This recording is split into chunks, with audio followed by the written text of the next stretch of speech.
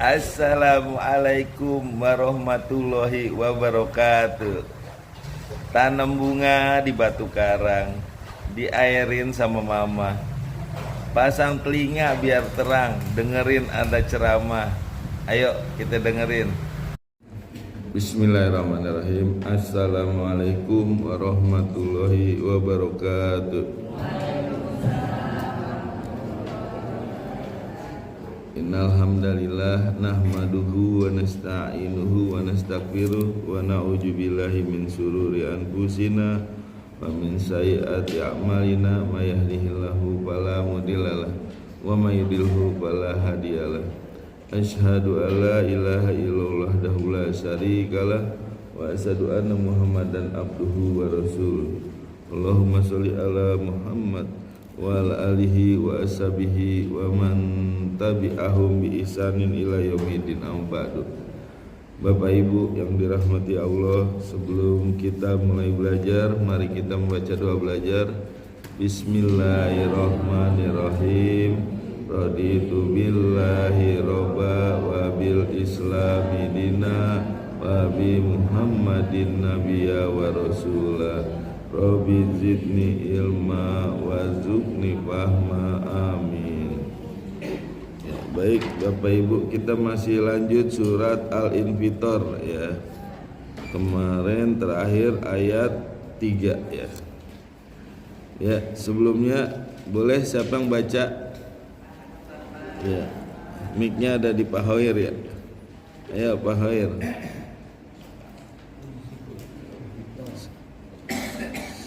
Surat ke-82 halaman 587.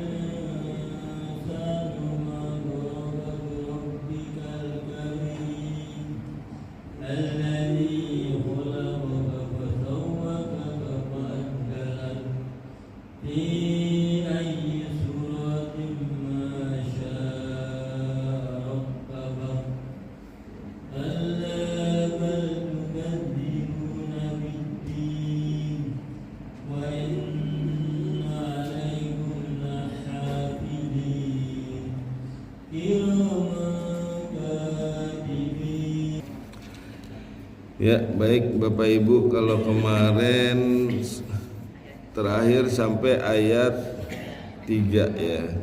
Sekarang ayat 4 ya.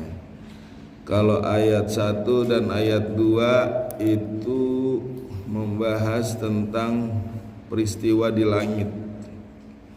Di mana ayat 1 wa ija samaun fatarat, apabila langit terbelah, lalu wa ija kawakibun tasarat, dan apabila bintang-bintang jatuh berserakan. Di ayat 3 dan ayat keempat ya membahas peristiwa di bumi ya. Ayat ketiga wa ijal biharu fujirat, dan apabila laut meluap. Dan ayat keempat wa ijal kuburu bu'sirat, dan apabila kuburan dibongkar ya. Jadi nanti pada hari kiamat langit-langit itu udah bersih, dikosongin nih setelah terbelah pada jatuh tuh benda-benda langit, lalu laut meluap jadi satu, terus dinyalakan jadi mengering. Nah, karena mengering ini dianggap udah nggak ada kehidupan lagi, dianggap udah habis semua. Nah, makanya untuk orang-orang yang berpendapat bahwa nanti udah nggak ada kehidupan lagi, Allah membongkar kuburan. Wa ijal biharu fujirat wa ijal kuburu busirat. Nah, kuburan ini nanti isinya manusia ya. Nah, ini peristiwa kuburan dibongkar adalah peristiwa yang sangat mengerikan ya. Coba kalau film-film horor yang paling mengerikan apa? Kuburan-kuburan ya. Banyak kan film horor kuburan yang di ini. Nah, ini juga nanti peristiwa yang mengerikan, manusia keluar dari kuburan ya, kuburan dibongkar, yang keluar manusia. Kapan terjadi? Terjadi ketika saat ditiup sangkakala. Berapa tiupan? Ada yang mengatakan 2 kali, ada yang mengatakan 3 kali, tapi yang kuat adalah 2 kali ya. Nanti saat ditiup yang pertama itu mati semua, tiupan yang kedua baru dibangkitkan. Nah, ini ada di surat Az-Zumar ayat 68 ya.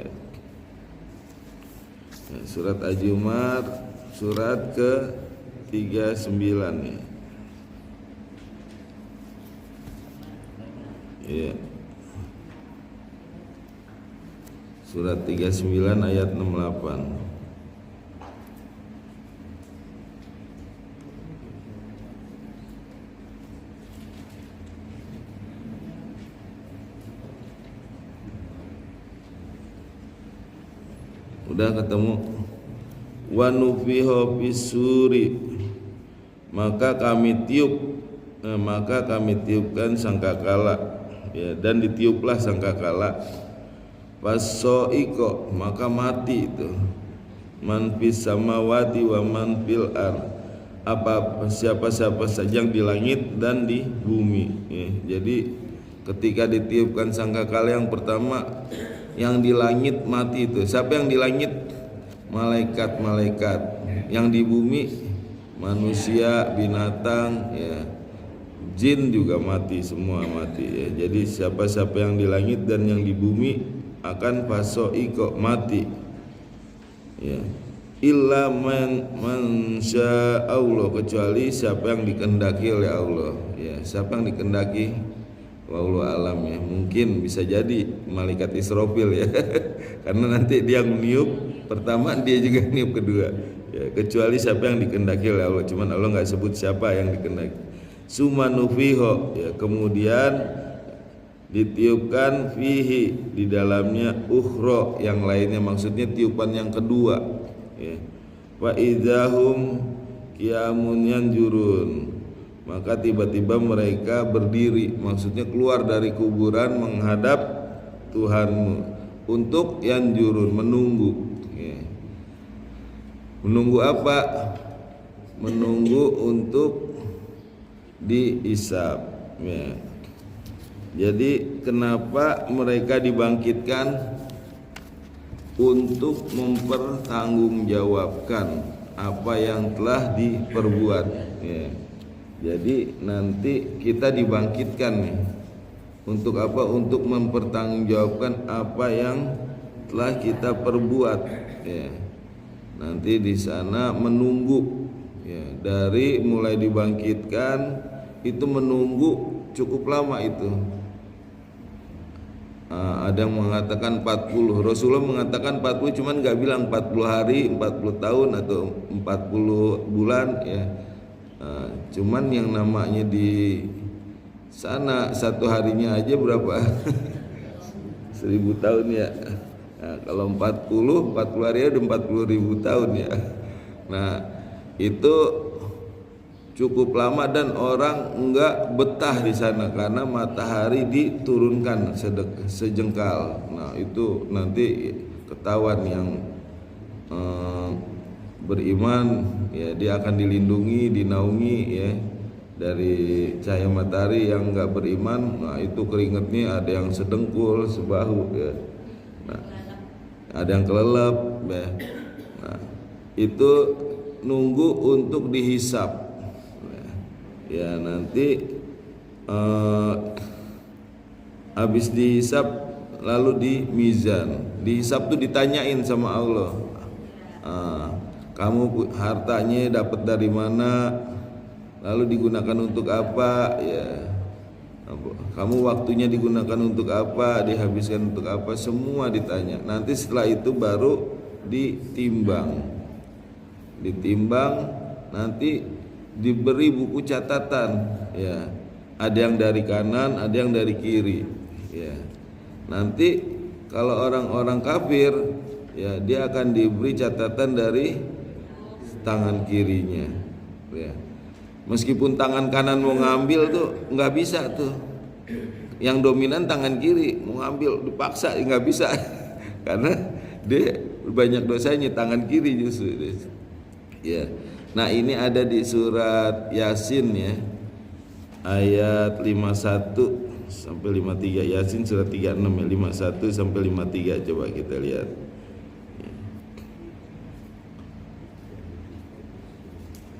Ya. Wa nufiha fisuri fa ijahum minal asdasi. Ya. Maka ditiupkan sangkakala, maka tiba-tiba mereka bangkit ya, dari kuburnya ila robbihi, menghadap Tuhannya, yansilun ya, menuju terhadap Tuhannya. Lalu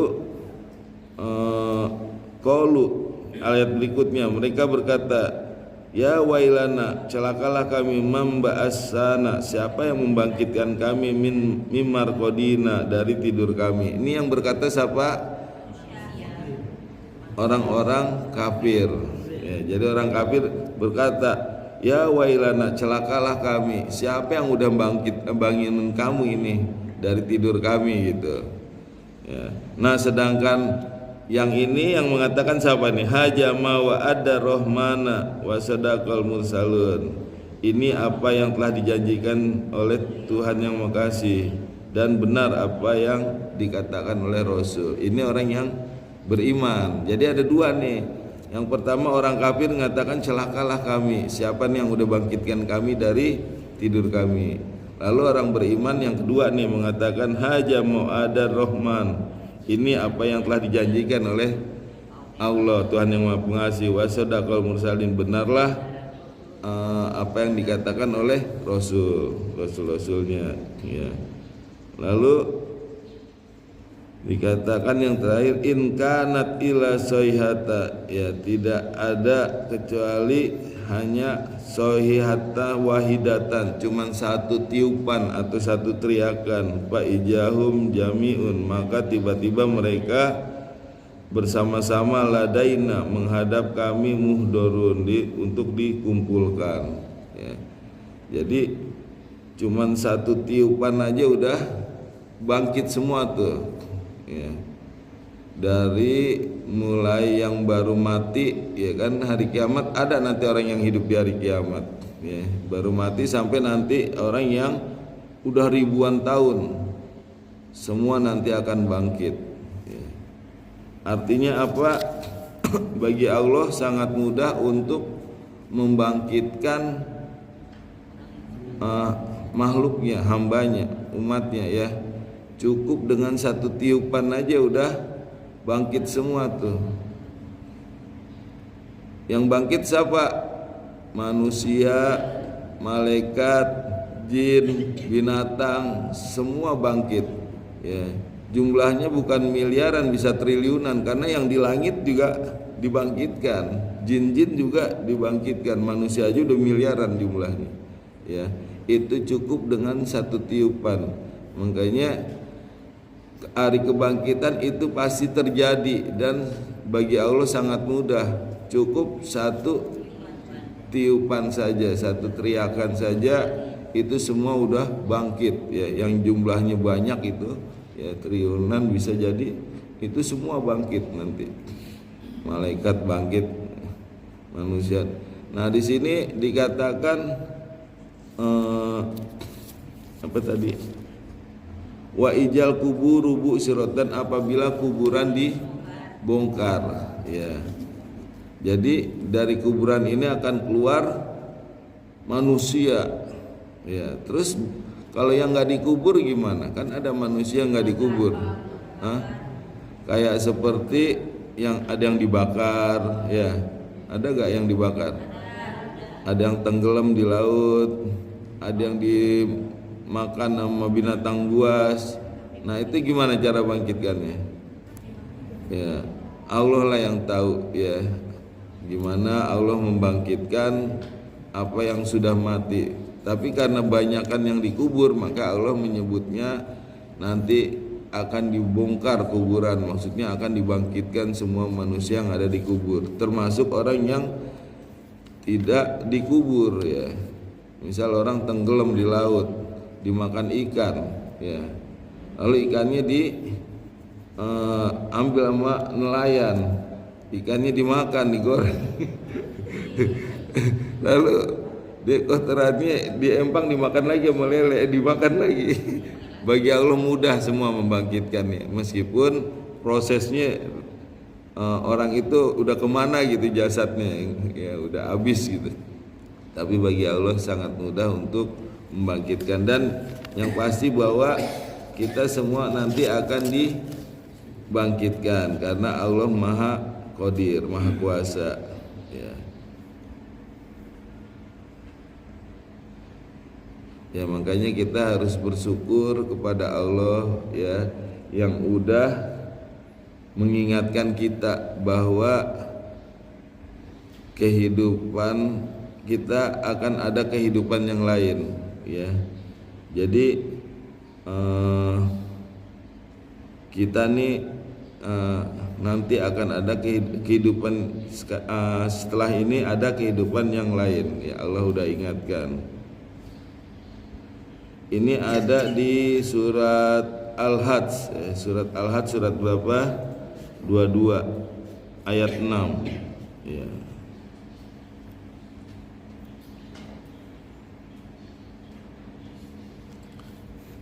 Zalika bi anna Allah, demikianlah bahwa sesungguhnya Allah huwal haq ya, dia yang benar, wa annahu yuhyil mauta, dan bahwa sesungguhnya dialah yang menghidupkan yang mati ya, semua yang mati dihidupkan oleh Allah. Wa annahu, dan bahwa sesungguhnya dia ala kulli syai'in qadir, atas segala sesuatu dia berkuasa ya. Nah, jadi Allah lah yang nanti menghidupkan semua yang mati, binatang yang mati, malaikat juga nanti dimatikan, dihidupkan lagi, jin juga, manusia juga ya. Nah makanya kita bersyukur kepada Allah udah diingatkan bahwa nanti setelah kehidupan ini ada kehidupan yang lain. Lalu bagaimana cara bersyukurnya? Ya kita beramal soleh ya, mumpung masih ada waktu ya, kita banyak-banyak melakukan kebaikan. Jangan sampai nanti udah habis waktunya baru nyesel. Bahkan minta sedikit aja untuk bersedekah ya. Ya Allah ya, mintalah waktu ajalin qorib, waktu yang dikit ya. Untuk apa? Untuk bersedekah biar jadi orang yang soleh. Udah nggak bisa ya, udah sakaratul maut. Nah mumpung sekarang ada waktu, kalau mau nyesel sekarang deh. Kalau mau berbuat baik sekarang ya. Nah, kalau udah waktunya, ibaratnya kayak orang sekolah, nyantai-nyantai aja, udah ujian baru nyesel. Kalau mau sebelum ujian tuh dia nyesel, harus ini belajar, harus ini. Giliran nggak lulus baru nyesel. Salah itu. Nah ini juga giliran dihisap baru nyesel. Dulu coba rajin ngaji, dulu rajin sholat. Nah, itu nggak ada guna ya. Nah, kita sebenarnya udah ada contoh di dunia, nah, tinggal dipraktekin ya. Nah, dan nanti sekecil apapun ya perbuatan kita itu akan dicatat. Jadi jangan salah ya. Apa yang kita lakukan itu akan dicatat. Misalnya ada sedotan nih jatuh di masjid, kita ambil ya, kita kantongin, ntar kita buang di luar tuh, dicatat tuh sama Allah tuh ya. Atau sebaliknya, minum kita sembarangan, kita taruh sedotan di situ. Dicatat juga itu. orang yang naruh sedotan di ini, terus ada yang mungut dicatat lagi sama Allah gitu. Ya, jadi sekecil apapun nanti akan dicatat oleh Allah, perbuatan baik maupun perbuatan buruk. Ya, ada yang mau bertanya di ayat ini? Ya.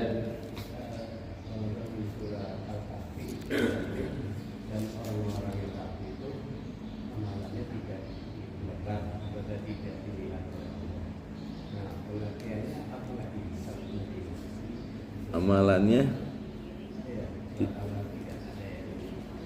tidak dilihat oleh Allah. Ayat berapa itu?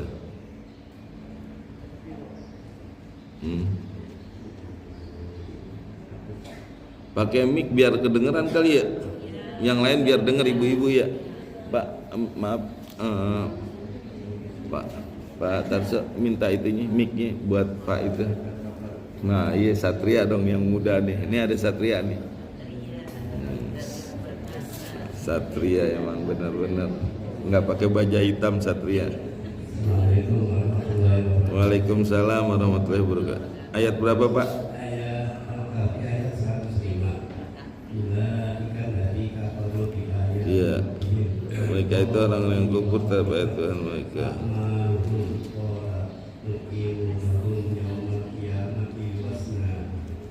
Dan mereka itu orang yang kufur terhadap ayat-ayat Allah dan kufur terhadap perjumpaan dengannya. Iya, baik. Iya. Amalan mereka dan kami tidak mengadakan satu penilaian bagi amalan mereka pada hari kiamat. Iya. Jadi orang-orang kafir amalannya sia-sia, ya.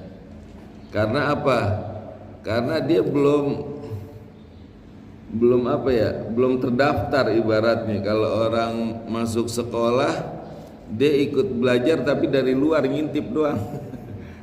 Tapi belum terdaftar, jadi nggak dihitung sama sekolah itu gitu. Ya, dia banyak beramal. Ya, banyak kan orang di luar Islam yang amalnya besar-besaran karena dia yakin bahwa kalau dia beramal itu akan dibalas gitu. Ya, memang orang-orang yang beramal baik orang yang muslim maupun non muslim itu akan dibalas oleh Allah di dunia. Tapi kelebihannya kalau orang muslim ya bukan hanya di dunia, di akhirat pun nanti akan mendapatkan ganjaran pahala. Kalau orang-orang non muslim, orang kafir itu hanya di dunia saja dapat balasan ya. Makanya tidak dinilai, tidak dihitung ya meskipun dia berbuat kebaikan karena dia belum terdaftar, harus dia baca kalimat syahadat dulu ya. Nah, baru dia nanti udah terdaftar bisa dimasukin. Ibaratnya nggak pernah terdaftar ngaku-ngaku punya ijazah ya. Ya, jadi seperti itu ya. Ada lagi? Kalau nggak ada, kita lanjut ke ayat 5 ya. Alimat nafsum ma qaddamat wa akharat ya. Setiap jiwa akan mengetahui apa yang dikerjakan dan apa yang dilalaikan atau apa yang ditinggalkan ya. Jadi di ayat sebelumnya ayat 1, ayat 2, ayat 3, ayat 4 ini ibaratnya seperti prolog atau mukadimah ya.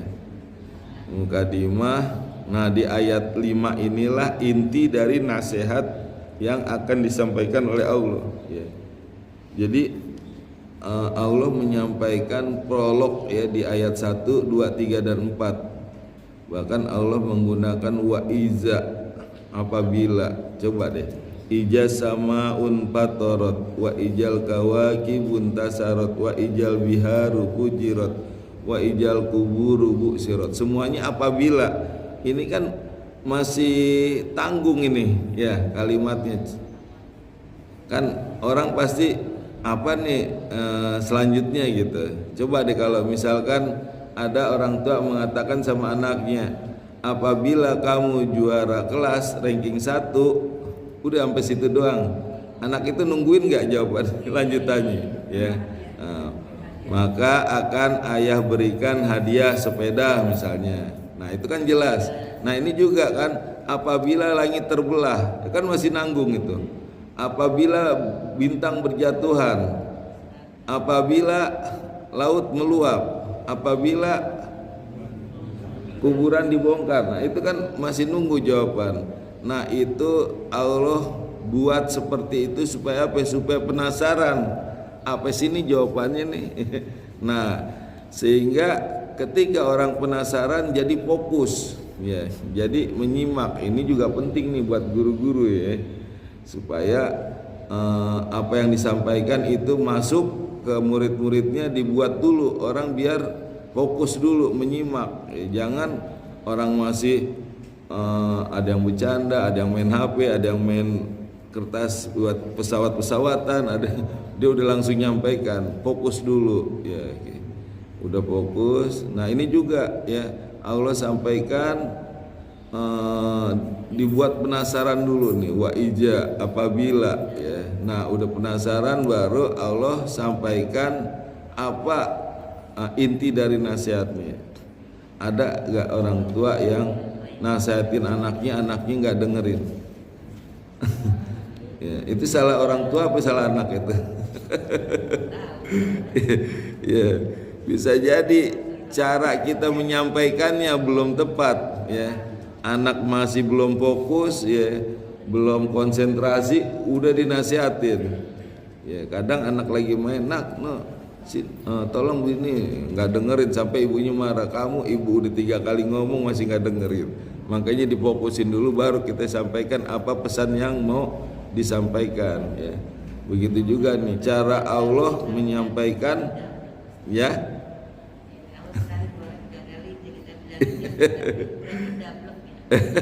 Makanya ya harus tahu metodenya, ya. Jadi kita tahu bahwa anak ini siap untuk menerima pesan baru kita sampaikan. Jangan belum siap kita udah sampaikan, yang ada kita kesel, emosi, ya. Bahkan ulama menafsirkan kata wa'ija 4 kali ini sengaja, ya, untuk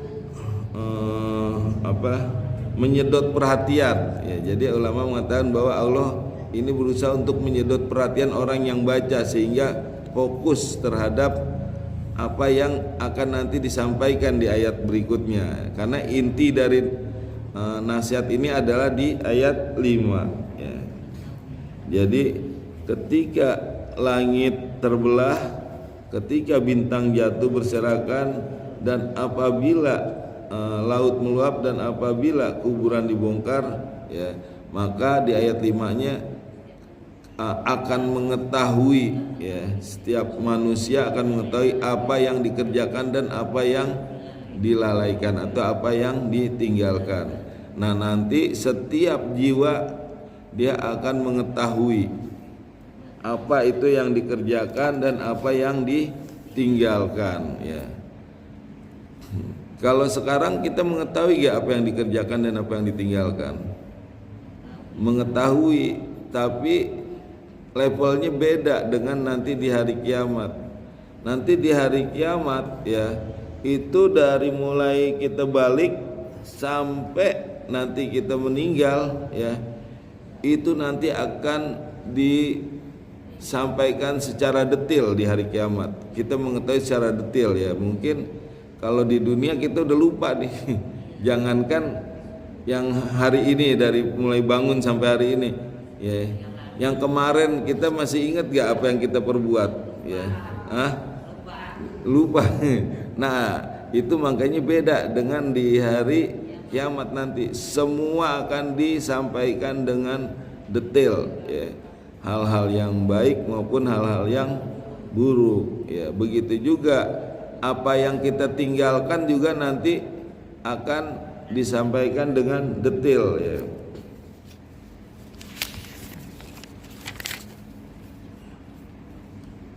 Ya, jadi di hari kiamat itu kita akan mengetahui apa yang kita kerjakan, ya, dan apa yang kita tinggalkan, ya. Ya. Misal dari sekian ya yang kita kerjakan ya, yang baik-baik dulu dah misalkan, apakah kita tahu itu yang kita kerjakan ikhlas atau enggak? Ya. Terus dari sekian banyak berapa yang ikhlas, berapa persentasenya, atau mayoritas atau minoritas yang kita kerjakan, kita nggak tahu tuh. Paling kayaknya kira-kira gitu ya.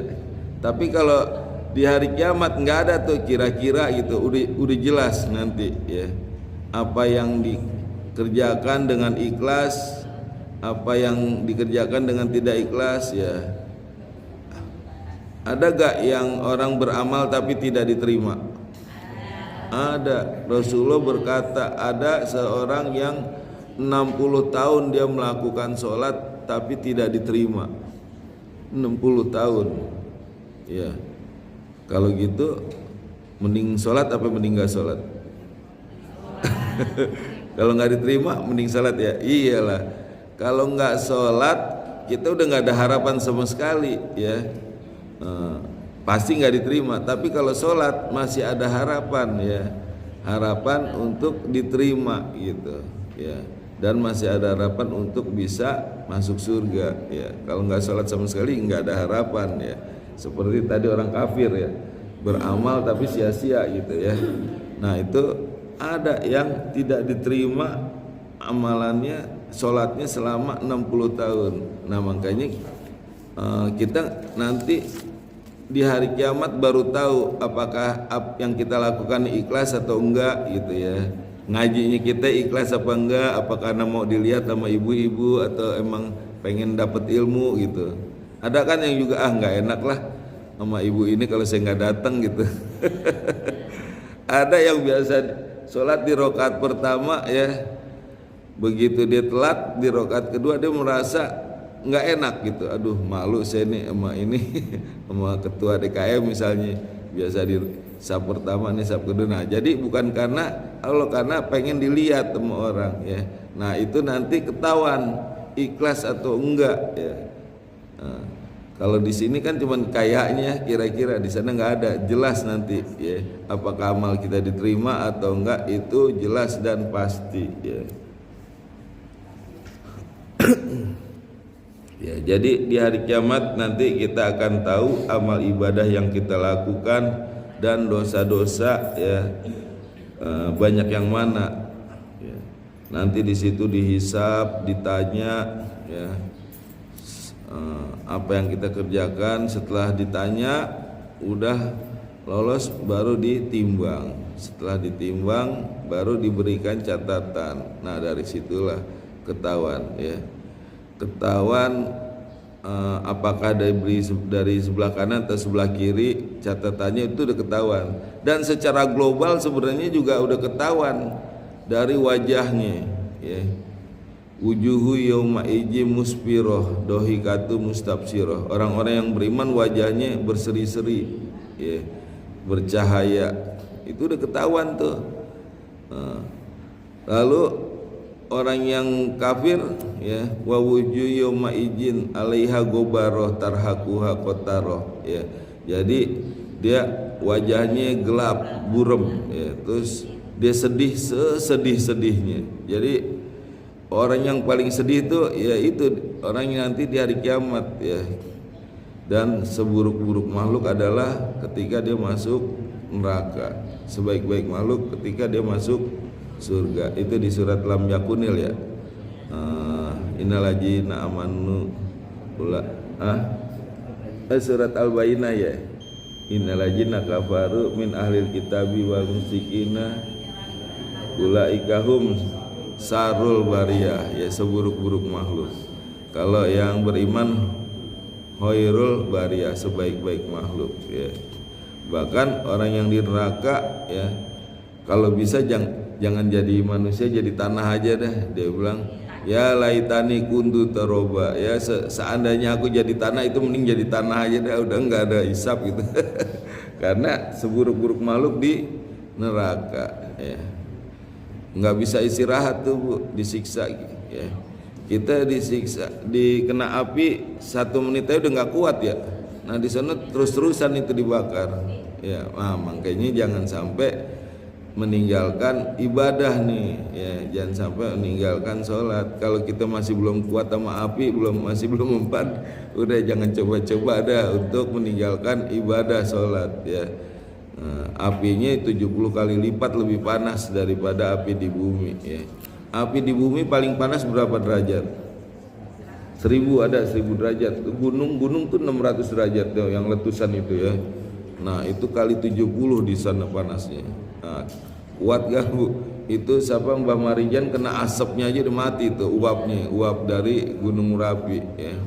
Nah, apalagi nanti di sana nggak ada yang kuat ya, biarpun siapa Limbat gitu nggak akan kuat deh pokoknya.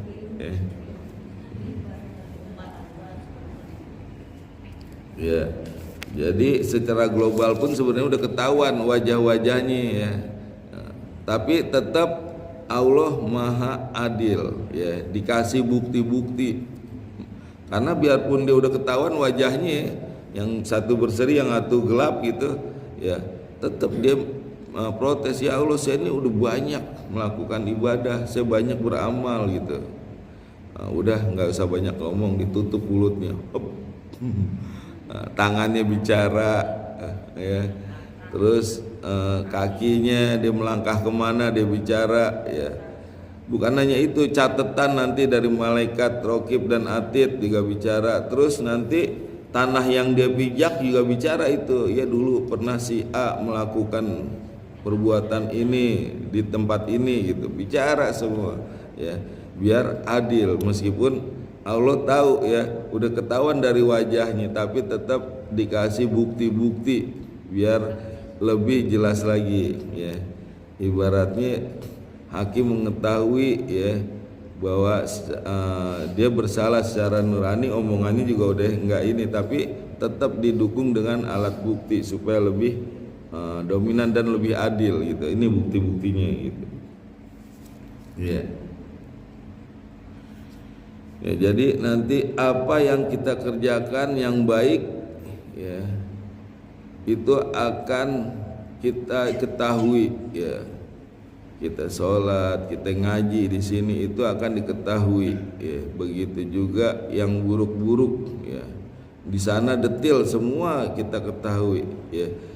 Bukan hanya yang kita kerjakan, yang ditinggalkan pun kita akan tahu ya. Nanti misalkan kita mengerjakan yang baik dulu di sini ya. Nanti ketika hari kiamat kita sadar, oh iya dulu alhamdulillah kita udah mengerjakan ini dulu, ngaji ya. Alhamdulillah tiap subuh misalkan. Sholat juga nggak pernah lewat. Itu akan diketahui. Begitu juga nanti yang ditinggalkan ya, akan mengetahui ya. Misalkan baik yang ditinggalkan yang baik maupun yang buruk ya. Misalkan dia udah sampai masjid ya, tapi keringetan, ntar aja deh sholatnya, masih keringetan, ngadem dulu gitu. Begitu ngadem keasikan tidur, begitu bangun-bangun udah telat masuk asar. Itu nanti begitu di hari kiamat dia inget tuh, dia sadar, wah dulu kenapa ya ditinggal. Padahal itu kan perkara yang remeh-temeh. Banyak orang perkara remeh-temeh terus ditinggalkan sholat, ada gak gitu? Ya. Ada yang kalau diajak sholat, sholat yuk, aduh lagi kotor nih pakaian gitu. Ada yang nah gara-gara perkara remeh-temeh ya ditinggalkan. Nah itu nanti di hari kiamat dia baru sadar, aduh iya. Nah, begitu juga dia meninggalkan yang baik, yang buruk juga. Dia nanti dia tahu, misalkan nih keluar dari masjid sini nih, tiba-tiba nih bapak-bapak lihat ada perempuan cantik nih, ya. Dilihat dosa nggak dilihat mubajir nih. Akhirnya udah dia nahan pandangan tuh, godul basar, aduh, jangan dilihat lah gitu kan. Nah, ini berat nih karena melawan hawa nafsu nih. Mau dilihat dosa, nggak dilihat sayang, mubajir ya kan, melawan hawa nafsu ya. Nah tapi akhirnya dia bisa menahan pandangan, godul basar gitu. Nanti di hari kiamat dia akan dilihat nih, ya sadar wah dulu bisa menahan hawa nafsu, ya menahan dari pandangan dari wanita seksi yang lewat dia bisa nahan. Nah itu nanti akan mengetahui semuanya di hari kiamat, apa yang dikerjakan maupun apa yang dilalaikan atau apa yang ditinggalkan, ya. Jadi yang kita tinggalkan itu kita akan sadar, ya, baik itu yang ditinggalkan yang baik maupun ditinggalkan yang buruk. Begitu juga yang dikerjakan, baik yang dikerjakan yang baik maupun yang buruk, ya. Ketika kita beramal baik itu juga akan tahu itu semua detail pokoknya, ya. Nah ini ulama juga ada yang menafsirkan yang dimaksud wa qodamat wa akhorat, ya. Jadi qodamat itu ulama menafsirkan mendahulukan, ya. Jadi ada penafsiran, kalau yang tadi kan qodamat mengerjakan, akhorat meninggalkan. Nah ini ada ulama menafsirkan mendahulukan atau mengalahkan, ya. Jadi ada orang yang mengalahkan atau mendahulukan dunia ketimbang akhirat. Jadi semua yang dilakukan mendahulukan dunia. Misalnya kerja, ya lagi tanggung nih, lagi ada rapat gitu buat pekerja. Begitu juga buat petani, lagi tanggung, lagi manen gitu. Buat ibu-ibu juga lagi tanggung nih, lagi masak. Atau lagi tanggung nih sinetron gitu. Atau buat yang nganggur, lagi tanggung nih, lagi mancing nih gitu, ya. Buat anak-anak muda lagi tanggung nih, lagi main game. Kalau dilepas ntar hilang nih yang udah di ini nih, ya. Nah itu, ya, mendahulukan dunia. Makanya qodamat diartikan mendahulukan. Jadi dia lebih mendahulukan dunia daripada mendahulukan akhirat, ya. Itu yang dimaksud qodamat, ya. Ada juga yang mendahulukan akhirat. Itu jadi qodamat yang dimaksud adalah mendahulukan. Kalau wa akhorat, ya, wa akhorat itu ulama apa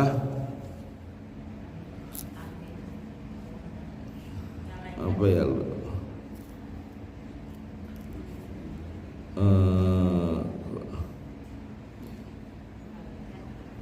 mengingat, mengikuti,